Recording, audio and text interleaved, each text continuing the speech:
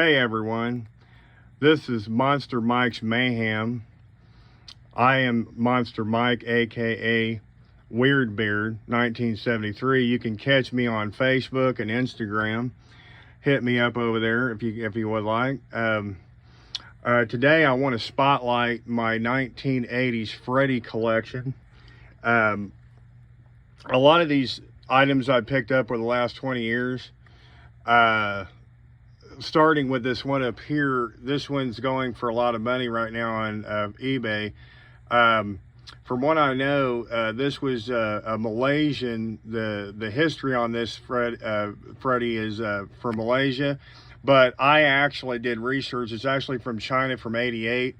It's called Nightmare Freddy, and I got a really good deal on it about 6 years ago for $60. I think it's going for $500 on eBay right now.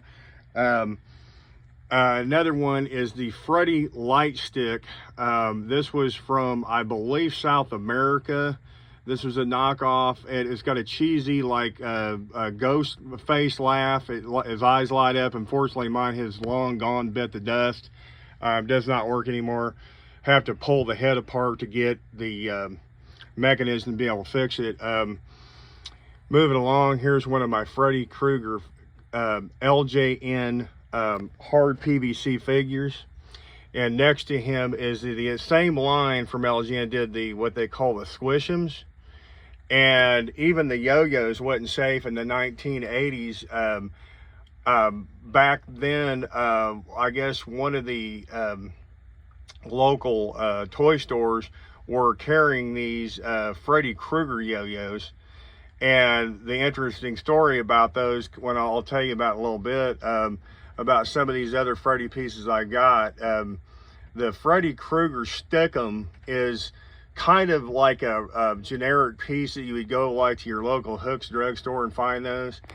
The last one on the end is called a Cyborg Hand, and it was produced in 1989. It was made by a company that ripped off directly from Nightmare on Elm Street, and they got in trouble and they had to pull the glove, and it's this crazy corkscrew glove with little like little blades and stuff. Moving down here at the bottom, we've got this 1988 LJN teamed up with Initech in '88 and made the Freddy Squirter, and these things are really hard to find in the box. You can't find I think they're going for like maybe $200-300. Mine is a little beat up on the size, but it's not too bad.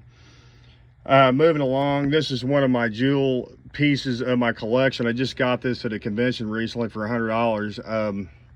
I paid $100 on this. This is Don Post 1988 Freddy Krueger mask. They couldn't get the licensing for the longest time because New Line wouldn't let them license it, so I was able to pull this. I mean, this thing is like cherry mint, no rips, tears, everything looks good. The glasses are the Barge Root Beer. I guess the Freddy's Dead, the Final Nightmare, came out in 1990. These were the Barge glass piece where you could like pick them up at your local cinema back then. Unfortunately, these I had to buy off a buddy of mine offline. I did not keep mine from the original theater. I did go see it at the theatrical theater back at my local cinema back then. This Freddy Krueger three-dimensional makeup kit with hat was produced in, I believe, 1988. This is also licensing issues with the film. Bob Shea would not allow the licensing to happen, so some of these kits were like knocked off. Now this is an actual official kit in this box, never been opened, still sealed. Here's a good example of the Freddy Stick'ems I was just talking about a minute ago. Some guys down in South America decided to duplicate these in a display in 1989, and you can see all these little guys down here are generic, no shoes, got a different colored pattern sweater. The glove is not painted correctly. You can see the example right next to him, so you could tell the American version from the South American. I think it was Actually, Brazil, I think it was Brazil produced those.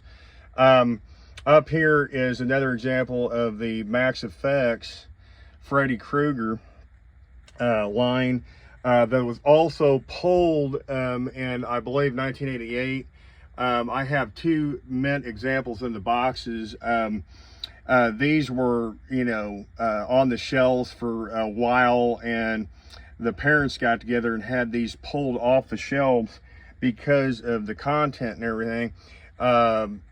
Also, moving along is one of my least favorite Nightmare on Elm Street. That would be the Nightmare on Elm Street part, I believe it's 7. The new Nightmare in 1994. This mask came out from Ruby's Costumes. It's not a real sought after mask. I think you can get it for like $30–40 nowadays still. But like I said, the Dawn Post 88 is more sought after. And then we got the really nice jewel in the crown of my Freddy collection is this 1988 Matchbox Nightmare on Elm Street Hi, I'm Freddy pull string doll. He does work. The story goes with that. A lot of the dolls were pulled by the parents in the 1980s because of that reason, and so a lot of these dolls are sought after. They could go for several $100s on the secondary market. I think I got mine for like maybe $100. I've seen them go for $500 and more. And so if you guys are out there collecting and stuff, if you guys get any chance to be, you know, like and subscribe to this video, I would appreciate it. If you guys know of any other Freddy merch that I do not have in my collection, I do know of the LJN squirt balls that I do not have. So I already know, I'm aware of those. But like I said, if you guys like this video, please like and subscribe. I will be doing further videos in the future. And another tidbit about this Freddy, Pee Wee Herman, he just passed away a few days ago. There was an actual mix-up in the factory where you can actually get a Freddy Krueger that has a Pee Wee Herman voice box. So if you guys ever find those are extremely rare. And rest in peace, Paul Rubens. And yeah, if you guys like this content, you know, hit me up. I'll be doing more content in the future. And yeah, that's my overview of my Nightmare on Elm Street 1980s collectibles. So until next time, stay tuned and get monsterfied.